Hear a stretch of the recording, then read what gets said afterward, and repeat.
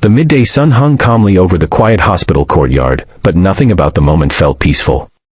A strange tension floated in the warm air, the kind that makes the heart beat a little faster, as if the world is holding its breath. On a bench beneath a fading blue umbrella sat a couple, Marcus and Talia Rivers, wrapped in a helpless silence as they watched their 5-year-old son, Rowan, staring at the ground from his small wheelchair.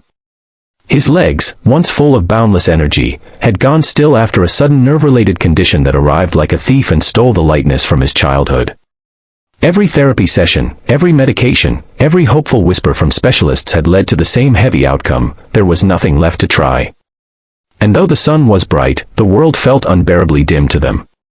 Before the story continues, if you believe in kindness, second chances, and the power of compassion, please take a moment to like, comment, share, and subscribe to our channel, Kindness Corner. Your support keeps these meaningful stories alive. As the day moved gently forward, something unexpected emerged from the busy parking lot. A small barefoot girl, no older than 7, shuffled quietly toward the hospital doors. Her name was Mira, though no one there knew it yet. Her dress, once a soft yellow, had long been weathered into a dull beige, torn at the sleeves and stained with dust from countless nights spent on pavements and abandoned corners of the city. Her hair fell in tangled waves around her tired face, but her eyes, warm, searching, gentle, held a light that refused to be dimmed by the hardships carved into her young life. She carried nothing with her but an empty paper plate she had found near a street vendor's cart, clutching it as if it were something meaningful, something hopeful. The hospital receptionist tried to wave her away, but Mira simply moved with quiet persistence, stepping closer to where Rowan sat. Marcus instinctively rose, unsure whether to intervene, yet something about her expression held him back. It wasn't boldness or strangeness he saw in her, but a kind of sorrowful innocence that made it impossible to turn her away. Mira approached Rowan slowly, as though she feared even the smallest movement might frighten him. She looked directly into his eyes, something many adults avoided because they didn't know how to face a child in pain, and gently placed her small hand on his cheek.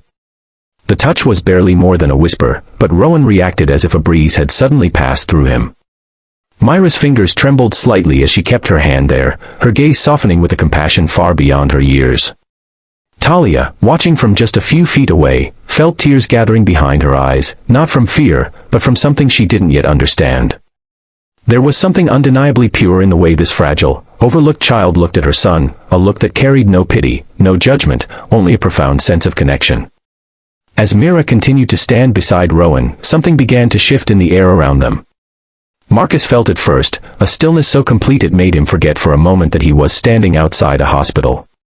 A calm warmth seemed to radiate from the quiet girl's presence, as though the sunlight itself had moved closer. Rowan blinked several times, his expression changing with a confusion that Talia hadn't seen in weeks.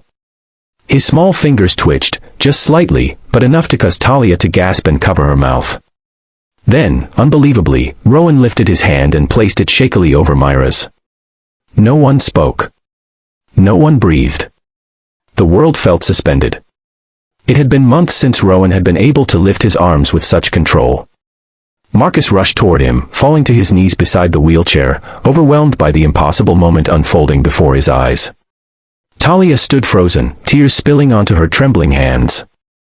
Mira looked from Rowan to his parents with a timid uncertainty, as though she wasn't sure if she had done something wrong or something right.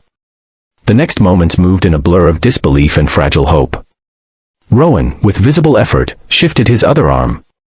Then his fingers curled. Then his wrist lifted. The doctors who were summoned ran test after test, measuring reflexes, nerve responses, and reactions that had previously been absent or severely weakened. The more they examined him, the more astonishing his progress became. It was as though Rowan's body had suddenly remembered how to wake up. Through all the commotion, Mira stood quietly in a corner, holding her plate the way a child clings to the last object they trust in the world. She didn't smile, didn't speak, didn't approach again. She simply watched Rowan with cautious hope, the kind of hope held by someone who had learned not to expect good things but had never stopped wishing for them. When the doctors finally stepped back in stunned silence, it became clear that Rowan's body had begun a recovery none of them could explain. They didn't call it a miracle, not officially, but everyone in that room, deep down, felt something sacred in what had happened. Marcus and Talia could hardly process the enormity of their gratitude. And when they turned to thank Mira, she stepped back, frightened, as though praise was something unfamiliar to her, something she didn't deserve. Talia knelt and wrapped her arms around the girl, feeling her frail shoulders beneath layers of dust and torn fabric. Mira stiffened at first, surprised by the sudden affection, but then slowly leaned into the embrace, her small body trembling from a mix of exhaustion and emotion.